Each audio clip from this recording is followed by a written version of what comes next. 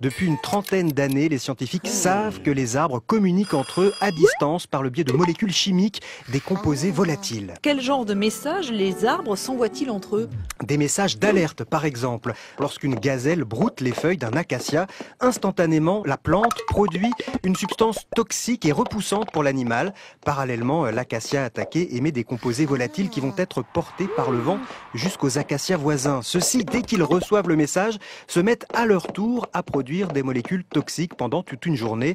Les gazelles n'auront plus qu'à aller manger plus loin. Alors Daniel, si les arbres peuvent faire fuir certains animaux, savent-ils au contraire attirer d'autres animaux? Ah ben oui, ce sont des charmeurs. 75% des espèces d'arbres tropicaux ont besoin des animaux pour disperser leurs graines. Bon nombre d'habitants des forêts primaires, singes, tapirs, perroquets et autres, sont appelés à contribution. Ils vont jouer les transporteurs à leur insu en se nourrissant des fruits qui contiennent les graines.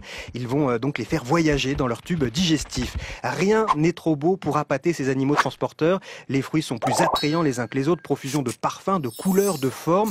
Et parfois même, c'est en produisant du son avec leurs fruits que les arbres font venir des animaux jusqu'à eux. Quel genre de son peuvent-ils bien produire avec leurs fruits? Alors prenons l'exemple du moabi, l'un des plus grands arbres des forêts humides africaines. Il peut atteindre 70 mètres de hauteur. Et quand les fruits du moabi tombent de toute la hauteur de l'arbre, ils produisent en percutant le sol des sons, des vibrations que les éléphants perçoivent de très loin. Ils se précipitent alors au pied de l'arbre car ils sont très friands de ces fruits.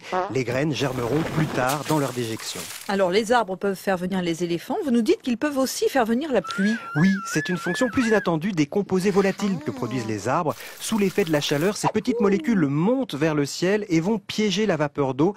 Des nuages vont alors se former et constituer une réserve d'eau juste au-dessus de la cime des arbres. Comme le dit le botaniste Francis Allais, vivre immobile est à la portée de tous, mais pour vivre immobile, il faut déployer beaucoup d'imagination.